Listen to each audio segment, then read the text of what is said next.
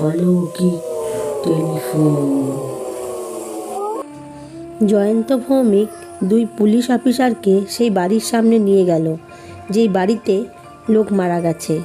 কেউ আছেন? কপারটা খুলুন, কেউ আছেন? তো রাতে বিরক্ত করা ঠিক নয়। শোনো, তুমি একটু দূরে যাও, আমাদের দুজনকে দেখলে উনি হয়তো ঘাবড়ে যেতে পারেন। নমস্কার, কে আপনি? নমস্কার। আমি হলাম থানার ওসি। নমস্কার, এত রাতে বিরক্ত করার জন্য ক্ষমা চাইছি। নমস্কার। নমস্কার। আপনি এখানে কেন? কি হয়েছে? ঘাবড়াবেন না। এখানে একটা খুনের ঘটনা হয়েছে, সেই জন্যই আমি এসেছি। একটা ফোন পেয়ে আমি এখানে ছুটে এসেছি। আপনাদের বাড়িতে বিয়ে বাড়ি, আপনাদের বাড়ি থেকে কেউ মারা গেছে? মারা গেছে কি বলুন, আপনি কি কিছু বলতে পারবেন? মারা গেছে? কি বলছো বাবা? আমার তো মেয়ের বিয়ে, আমার ছেলেটা এখনো আসছে না। ওর তো চলে আসার কথা ছিল, এত রাত হয়ে গেল এখনো ফিরছে না, সেই নিয়ে আমরা চিন্তায় আছি।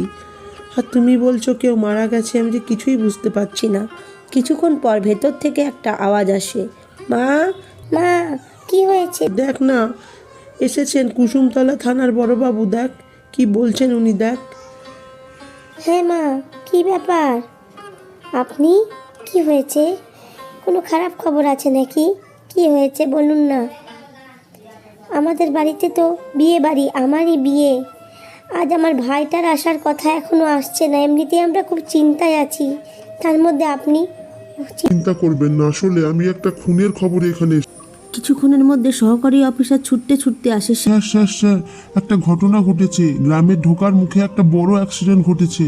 একটা ট্রাকের সঙ্গে একটা অটোর, সকলেই মারা গেছে। শুধু ট্রাক চালককে হসপিটালে নিয়ে যাওয়া হয়েছে। স্যার চলুন, তাড়াতাড়ি চলুন এখান থেকে, আপনাকে ওখানে দরকার। চলুন স্যার চলুন, বড় অ্যাক্সিডেন্ট হয়েছে। মৃতদেহগুলো এখনো ওখানেই পড়ে রয়েছে, ওদের বাড়ির লোককেও খবর দিতে হবে। স্যার চলুন। শোনো, তুমি এদের কাছে এর ভাইয়ের ফটোটা নাও। হ্যাঁ আমি যাচ্ছি, চলো চলো চলো। উফ, আজ যে কার মুখ দেখে উঠেছিলাম, একটার পর একটা বিপদ। কে যে ফোন করলো কে জানে। আচ্ছা, কি ব্যাপার? কি হয়েছে বলুন না, কে মারা গেছে? কিছুই তো বুঝতে পারছি না, কি হয়েছেটা কি? আপনি কি আমার ভাইয়ের ফটো নেবেন? হ্যাঁ, একটু খোঁজ করুন না, আমার ভাইটা এখনো এলো না, ও তো চলে আসার কথা। শুনুন শুনুন। আমাকে এখন যেতে হবে, একটা অ্যাক্সিডেন্ট হয়েছে। আপনি আপনার ভাইয়ের ফটোটা দিয়ে দিন ওকে, তারপরে আমি দেখছি, আপনার ভাইয়ের খোঁজ নিচ্ছি। এখন আমাকে যেতে হবে, ঠিক আছে? আর সাবধানে থাকবেন, কপারটা বন্ধ করে রাখুন। মাসিমা আপনি ভেতরে যান, আপনি তাড়াতাড়ি ওকে ভাইয়ের ফটোটা দিন। বয়স্ক ভদ্রমহিলা ভেতরে চলে গেল। শুনুন, আপনারা চিন্তা করবেন না, আমি আপনার ভাইয়ের খোঁজ ঠিক এনে দেব। ঠিক আছে, এবারে আমি চলি। উফ, হঠাৎ করে এত ঠান্ডা লাগছে কেন? গাটা যেন ভারী ভারী লাগছে। আরে ওই লোকটা তো এখানেই ছিল, যে আমাকে এখানে নিয়ে এলো। ওই লোকটা কোথায় গেল? এখানেই তো দাঁড়িয়ে ছিল।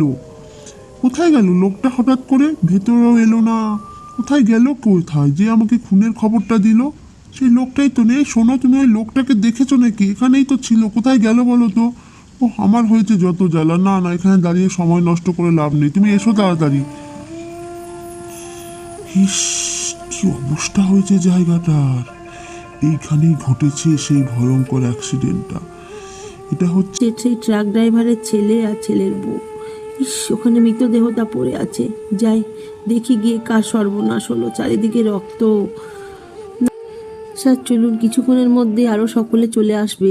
এই তোমরা সকলে জায়গাটা খালি করো, এখানে অত ভিড় করো না। হ্যাঁ হ্যাঁ চলো, কি জানি কার কোন মায়ের কোল খালি হলো, কার সর্বনাশ হলো। কি আর করবো, কিন্তু একটা জিনিস খটকা লাগছে, ফোনটা যে করেছিল সে কোথায় গেল ছেলেটা? চলো দেখি।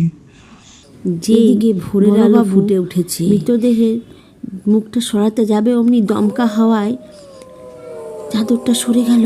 এ কি, এ কাকে দেখছি? এ তো সেই লোকটা, যে লোকটা আমাদের নিয়ে গেছিল, যে লোকটা আমাদের ফোন করেছিল। এ কি, কি ব্যাপার? এই মৃতদেহটা তো সেই রাতে, অন্তত 5-6 ঘন্টা হলো। এটা কি? নিজের চোখকে যেন বিশ্বাস করতে পারছি না। হ্যাঁ স্যার, এটা কি হচ্ছে স্যার? আমার যে ভয়ে হাত পা ঠান্ডা হয়ে যাচ্ছে। আচ্ছা, তুমি তাড়াতাড়ি ফটোটা দেখাও তো, যেই ফটোটা ওই বাড়ির মহিলা তোমাকে দিয়েছিল, তাড়াতাড়ি দেখাও। ও ভগবান, তার মানে মৃতদেহ নিজেই নিজের মৃত্যুর খবর দিল। দেখি ফটোটা, এই তো, এই লোকটাই তো জয়ন্ত ভৌমিক। তার মানে ওরে বাবারে, হে কি স্যার, দেখুন এই ফটোটা। হ্যাঁ হ্যাঁ হ্যাঁ, তার মানে মৃতদেহ নিজেই নিজের মৃত্যুর খবর দিল। হে বিজ্ঞানের যুগে এখনো এমন ঘটনা ঘটে যার ব্যাখ্যা পাওয়া যায় না। সত্যি ওসি, মনে হচ্ছে যেন একটা ঘোরের মধ্যে আছি, এই যে এক দুঃস্বপ্ন। চলো বাড়ির লোককে খবর দাও। সেই ঘটনার বেশ কয়েক বছর কেটে যায়। ওসি ক্রমে ক্রমে আরও উচ্চ পদে উন্নীত হয়, কিন্তু আজও সেই ভুতুড়ে ঘটনার কথা মনে করলে তার সারা শরীর ভয়ে শিউরে ওঠে।